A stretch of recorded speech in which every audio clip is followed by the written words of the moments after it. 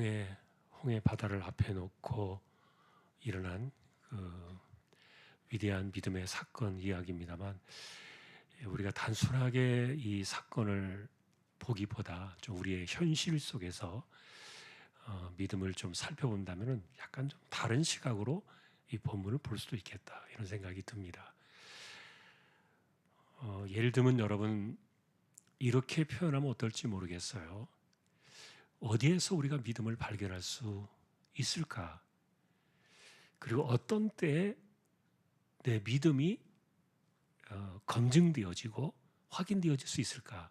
아마 이렇게 묻는다면, 질문을 바꿔서 이렇게 여러분이 생각해 보신다면 이 사건 속에서 하나의 답을 찾아낼 수 있을 거예요. 그것은 문제 앞에 섰을 때다, 이렇게 말할 수도 있을 겁니다. 어쨌든 이스라엘은 지금 애굽을 나왔지만 홍해라는 바다 앞에 서게 되었고, 그리고 이 홍해라는 이 문제를 바라보면서 두 개의 사건이 갈린 거예요. 보통 말하는 원망과 불평하는 사람들, 그리고 또 그 앞에서 행하실 하나님을 바라보면서 믿음을 이야기하고 있던 모세 이야기를 비교해 볼 수 있을 건데, 자, 우리가 그런 내용들을 좀 찾아가면서 그들이 가지고 있었던 그 당시의 상황들을 바라보면서 우리의 현재를 점검할 수 있는 그런 내용들도 좀 있습니다만, 이걸 먼저 보기 전에 큰 주제 속에서 이렇게 한번 생각해 보면 어떨까, 이런 그 생각도 있는데, 이번 주에 이제 올해 들어서 처음으로 대신방을 시작을 했어요. 근데 이제 어제 대신방을 하면서 제가 묵상했던 말씀 가운데 하나가 누가복음의 이야기였는데, 그 이야기를 들으신 분도 계십니다만 또 다 대부분 듣지 못해서 한 번 더 이것을 되새겨 보면 이렇습니다. 누가복음에서 예수님이 기도를 가르쳐 주실 때 두 가지의 강렬한 그 예화가 있어요. 하나는 밤중에 집을 찾아온 그 친구를 대접하기 위해서 옆집 문을 두드려 떡 세 덩이를 빌려가 했던 한 사람의 이야기가 있고, 또 하나의 이야기는 그 문제를 해결하기 위해서 불의한 재판장과 맞서서 대항해야 했던 어떤 가난한 과부의 이야기가 나와요. 그런데 이 두 가지의 이야기들을 보면은 어쨌든 둘 다 사실은 기도를 암시해주고 있거든요.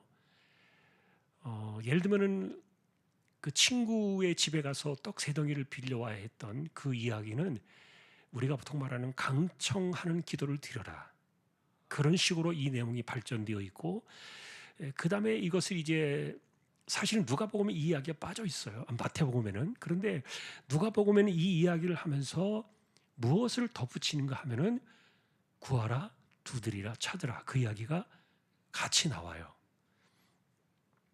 그리고 구하는 자에게 하나님께서 가장 좋은 것을 주신다. 예를 들면 성령을 주신다. 누가복음 그렇게 나와 있죠.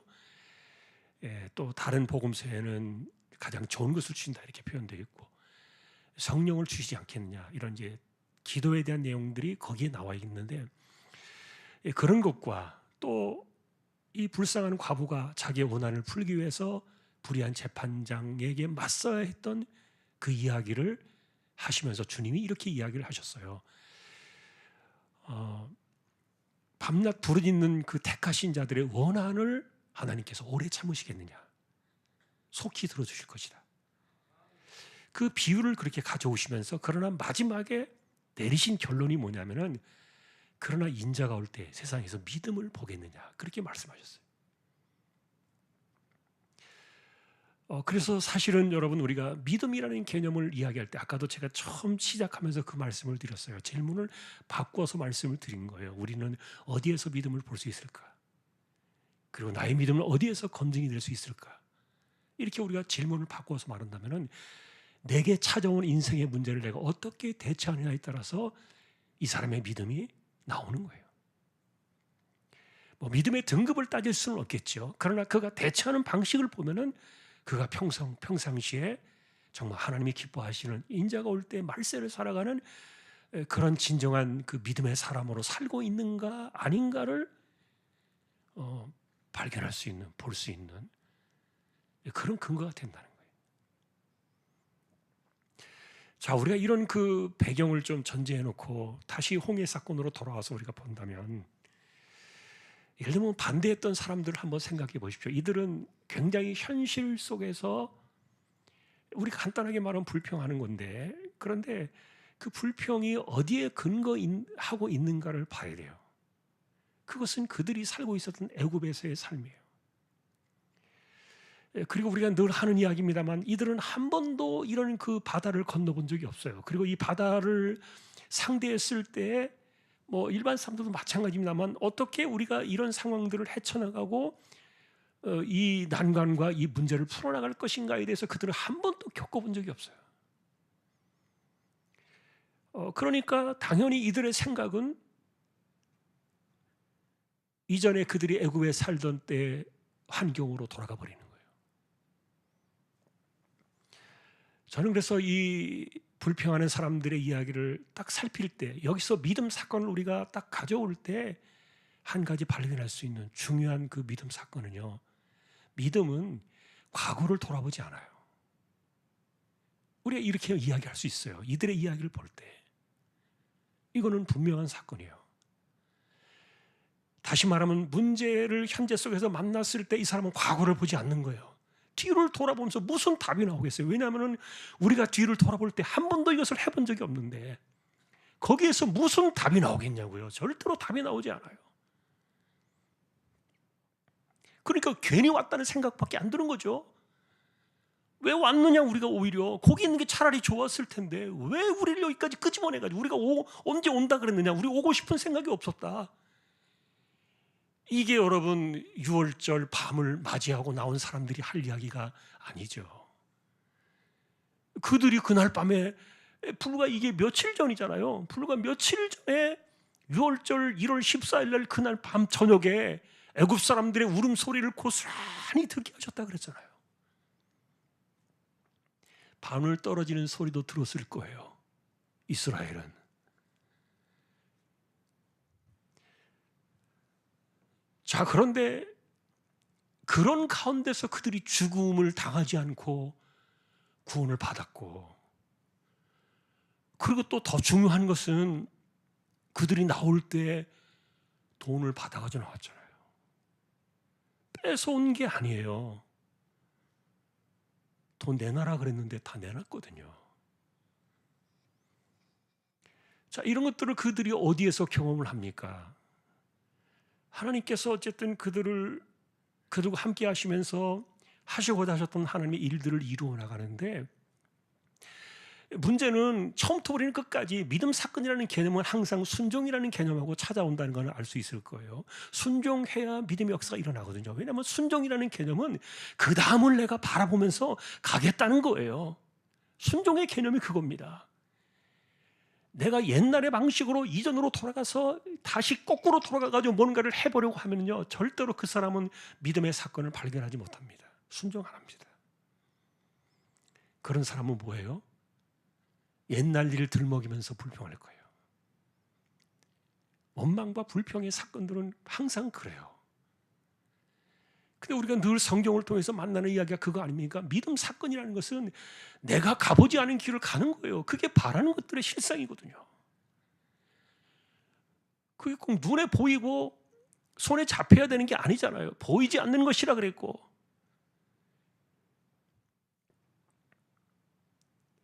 자, 그래서 여러분, 우리가 이런 것들을 생각해 볼 때 성경에서 말하는 믿음 사건이라는 그 개념은 사실은 이게 보통 때는 안 나와요.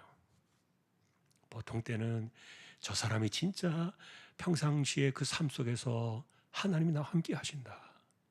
그리고 하나님이 내 삶의 주인이시다. 나는 그분과 동행하고 있다.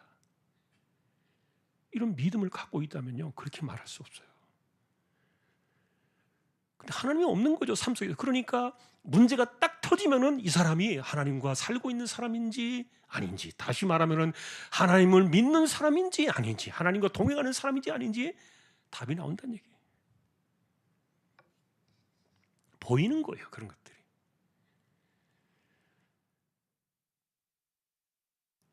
자, 그런데 여러분, 우리는 이제 모세를 생각해 볼 때 사실 이분이 하는 이야기가 이거 하나님께서 말씀해 주셨을까? 이런 이야기를 그런 의구심도 좀 있어요. 왜냐하면 아무리 모세가 믿음이 좋다 해도 야, 이렇게 말할 수 있을까 사람이? 왜냐하면 이 말이요 너무너무 이게 위대한 말인 거예요. 이게 사람이 이렇게 믿음을 표현하면서 지어낸다고 하더라도 이렇게까지 지어낼 수 있을까? 그 정도로 모세가 믿음이 대단한가? 아니, 하나님께서 가르쳐 주셨겠지. 좀 그런 생각도 들어요. 그런데 우리가 앞뒤 본문을 싹 보면은 하나님께서 미리 이런 것들을 계시해 줬다는 표현이 없어요. 우리는 어쨌든 성경대로 사니까, 성경대로 믿고 성경대로 보니까요, 하나님께서 그런 것들을 가르쳐 주셨다는 그런 암시가 전혀 나와 있지 않아요. 그런데 모세는 이런 상황에 대해서 하나님이 뭐라고 하실 거야, 뭘 하실 거야 라는 것에 대해서, 이것에 대해서 계속 이야기하는데, 물론 나중에 이제 이 사건 이후에 15절에 보시면요, 부르짖었다 이렇게 나오잖아요. 부르짖었다. 그러니까 모세는 뭔지 몰라요. 그러나 하실 거라는 그 믿음이 있었기 때문에 이런 그 이야기를 하는 거예요. 이건 자기도 알지 못하는 이야기를 하는 거예요. 하나님이 싸우실 것이다. 그리고 오늘 행하시는 하나님의 구원을 봐라. 다시는 영원히 보지 못할 것이다. 이분이 지금 자기 정신으로 하는 건지 제정신으로 이런 말을 하는 건지 진짜 온전한 믿음에서 이것을 계시를 받아가지고 하는 것이 잘 모르겠어요. 그러나 이런 것들이 뭐라고 나와 있는가 하면 15절에 보니까 기도라고 나와 있잖아요.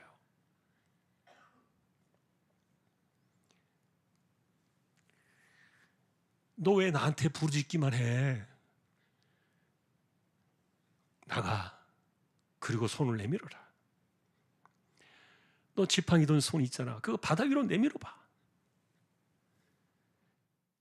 그래, 지금 이 앞에 이야기들은 우리가 읽으신 13절, 14절의 이 이야기는 모세가 기도를 하면서 기도했던 그 내용을 백성들에게 말한 내용이에요. 자, 우리가 믿음이라는 개념을 이제 따져보는 겁니다. 그래서 여러분, 문제가 생겼을 때 보면 진짜 그 사람 믿음이 나오는 거예요. 이 좋을 때는 안 나오더라고요. 좋을 때는 뭐 다 잘하니까 누구나 다 잘하잖아요. 그러나 진짜 어려운 일을 만나고 인생에 뭔가 딱 만나고 아니면 뭔가를 우리가 해야만 할 때,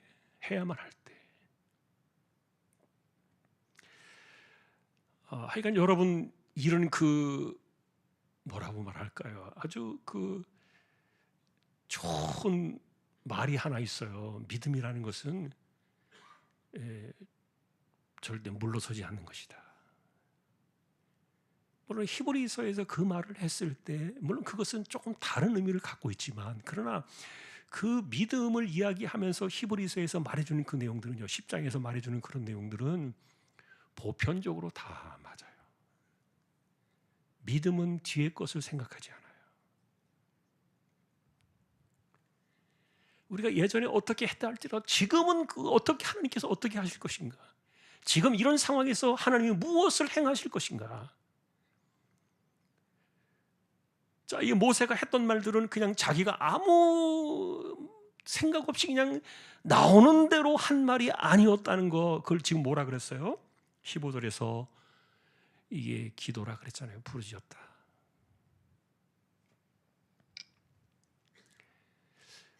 그래서 우리가 이제 진짜 믿음을 본다는 것은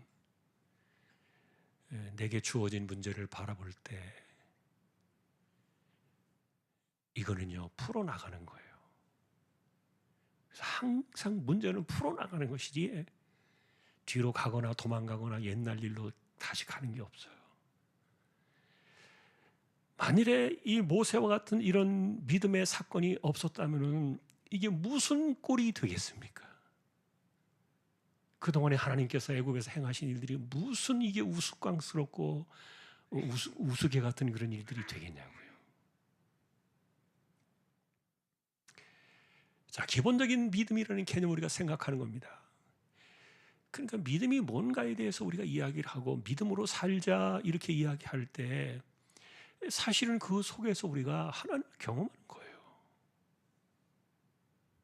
내가 어떻게 할 때 하나님을 경험할 수 있겠냐고요. 나가야 한다니까요. 앞으로 가야 무슨 하나님을 경험하지. 그것이 뭐 홍해든 아니면 뭐 가시밭길이든 아니면 광야든지 뭐든지 간에 뭘 해봐야 거기에서 하나님을 경험하고 뭐가 은혜를 경험하게 되죠. 해보지도 않고 불평만 하고 옛날 거 따져가고 비교하면서 이렇게 해가지고요 하나도 하나님을 경험할 수 없어요. 앞으로 나갈 수 없는 거예요.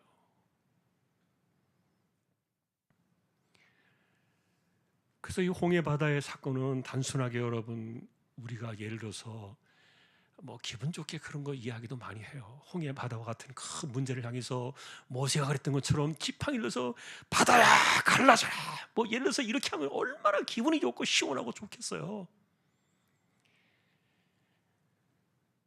그런데 그런 거 바라지 마세요. 신앙이 이상해져요. 그러면 그러니까 그런 거 자꾸 흉내내고 또 막 이렇게 뭔가 이렇게 막 사람들을 현혹하는 그런 사람들은 그게 진짜 무슨 믿음 있는 거 좀 쫓아다니잖아요. 사람들이 그런 거 막 쫓아다니고 기웃거리잖아요. 홍해 바다가 갈라진 사건은 한 번밖에 없어요. 또다시 갈라지지 않아요.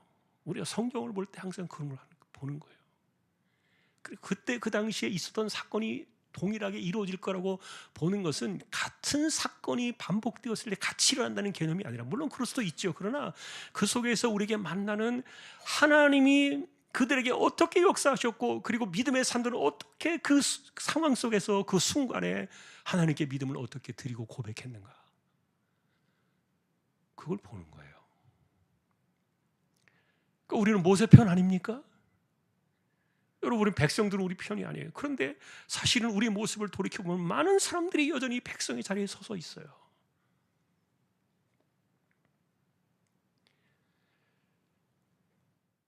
그럼 뭐가 앞으로 나가는 것이냐? 뭐가 전진하는 것이냐? 그것은요 인생 자체가 늘 새로운 거예요. 그래서 믿음에 퇴보하는 사람들은 늘 옛날 것 찾아다니는 사람들이요. 이전에 내가 했던 방식들 이런 것들을 찾아다니는 사람들이요. 그게 믿음의 퇴보자들이에요. 예전에 제가 정말 큰 은혜를 받던 기도의 시간이 있었어요. 여러분들은 이제 잘 이해하실 수 없을지도 모르겠는데 제가 학생 때 그랬거든요. 학생 때.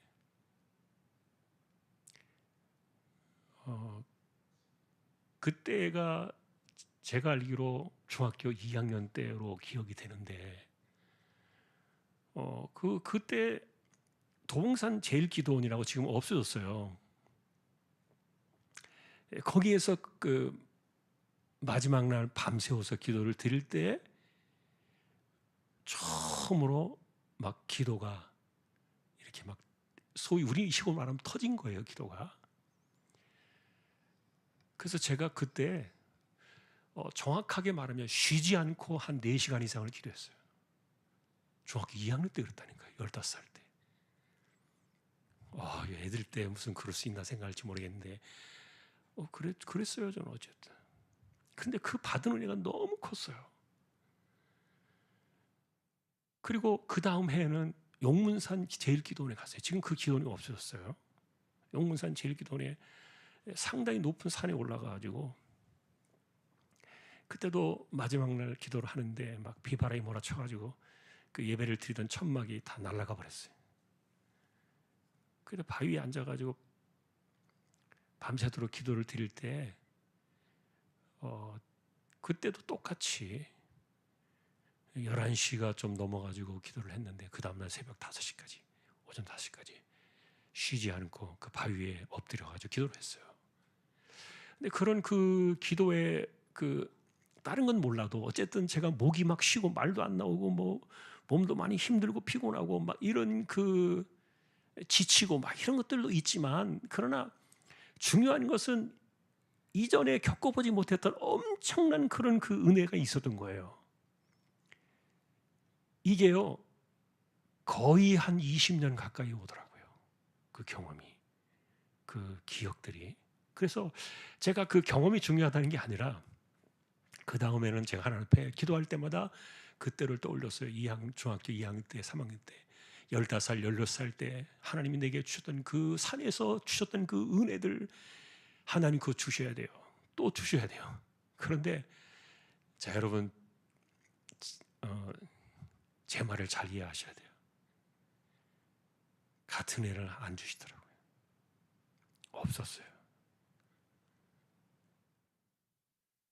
그래서 그때 제가 한 15년 정도 지나고 나서 깨달은 것이 뭐냐면은, 한 번 받은 은혜는 다시 오지 않는구나. 가는구나. 그 은혜가 끊었다는 말이 아니라 다른 은혜가 온다는 거예요. 다른 은혜. 그래서 이전의 방식을 고집하고 나는 10년 이상을 내가 매달리면서 기도할 때마다 그렇게 했거든요. 너무너무 사실 가슴 아프게 했어요. 왜냐하면 그것이 너무 좀 우리식으로 말하면 그립고 또 그것이 너무너무 사모하게 되고 기도할 때마다 그것이 너무 생각이 나니까 이게 막 맺혀가지고요. 그런 기도를 굉장히 오랜 시간 동안 그렇게 했는데 한 번도 그것을 주신 적이 없어요. 근데 제가 성경을 깨닫고 신학을 공부하고 설교자가 되고 목회자가 되고 이러면서 알고 보니까 하나님은 늘 다른 은혜를 주시지 똑같은 것 가지고 우려먹게 하시지 않더라고요. 나중에 깨달았어요.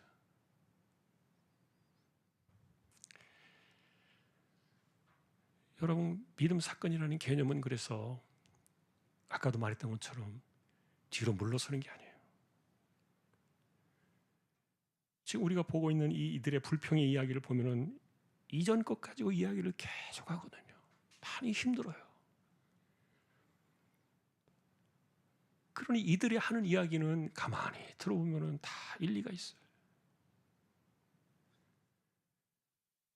그러나 절대로 믿음을 볼 수 없는 이야기들을 하고 있어요.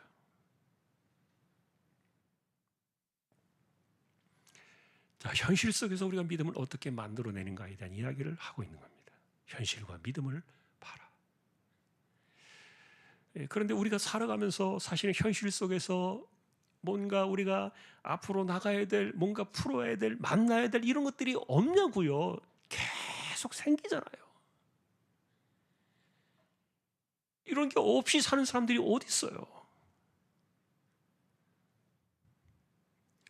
그러니 편안하게 어떤 안전한 곳에 딱 자리를 잡고 앉아가지고 평생 이렇게 살다 가면 좋겠다. 그런 사람은 어떤 사람입니까? 안전뱅이에요, 안전뱅이. 두 다리가 부러져야 돼요, 그 사람은. 그러면 그렇게 바라고 원하는 그런 것들이 이게 건강한 생각이 아니라는 것을 알게 돼요. 내가 살아있다는 것은 늘 헤쳐나가는 거예요. 계속 만나는 거예요. 끊임없이 삶 속에 찾아오는 일들은 만나고요. 이런 것들이 우리 몸에 배어지고 우리의 삶에 나타날 때 그래서 그 사람은요 믿음이 커지느냐 작으냐 어떤 그런 것들을 말하는 게 아니에요. 그냥 믿음으로 산다고 말하는 거예요. 그런 사람들은. 예수님께서 말씀하신 그 내용이 그거였다는 거예요. 인자가 올 때 마지막 때 믿음을 볼 수 있겠느냐. 그렇게 살라는 거예요. 그냥.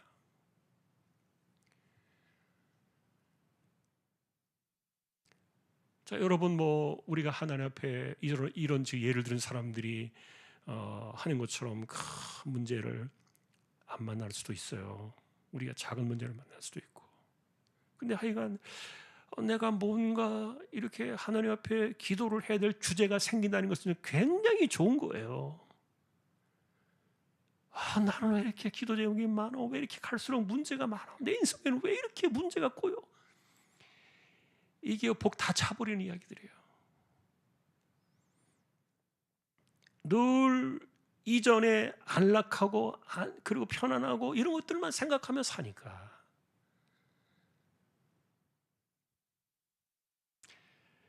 자, 믿음 사건은 언제나 이렇게 문제들을 통해서 문제 속에서 찾아오고, 그리고 그 안에서 우리가 어떻게 대처하는가를 통해서 내 믿음을 보여준다.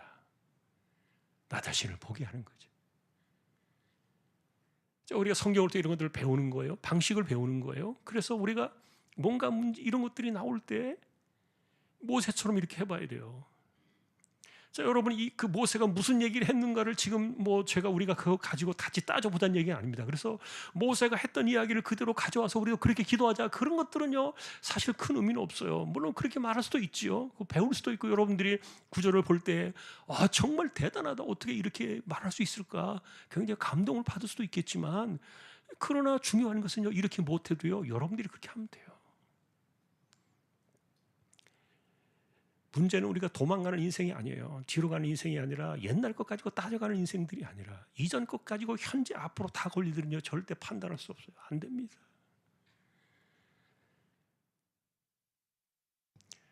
자, 그러니 우리는 우리에게 다가온 이런 문제들을 만났을 때 도리어 감사해야 돼요. 내게 하나님을 경험하게 하시려고 이런 문제 앞에 서게 하셨구나.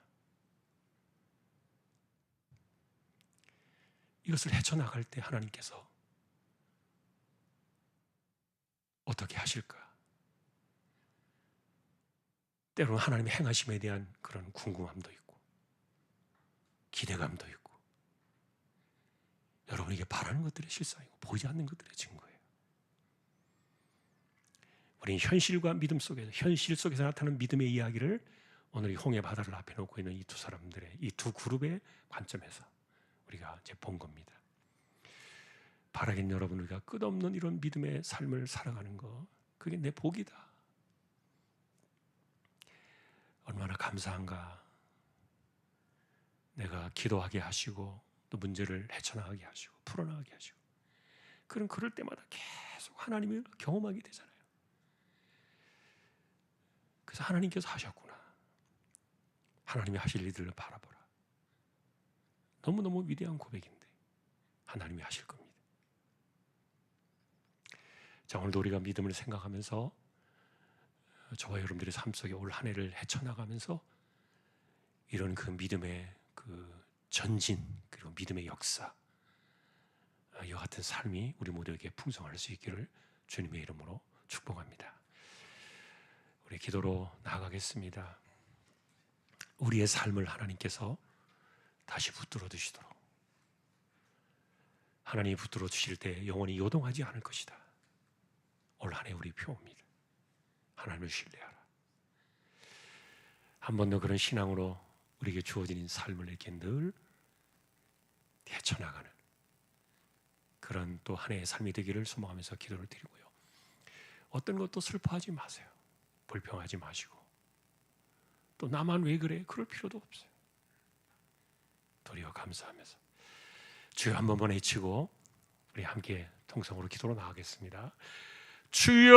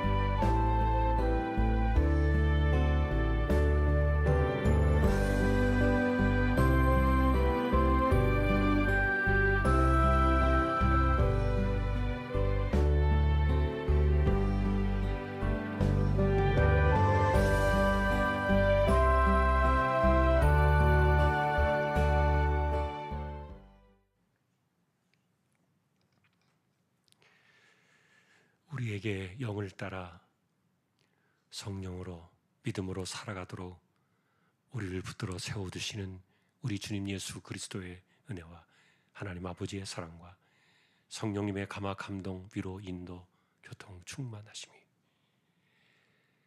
믿음으로 한평생 승리하며 살기를 원하는 우리 모든 심령들 주왕의 가족들 위해 이제로부터 영원까지 함께 있을지어다. 아멘.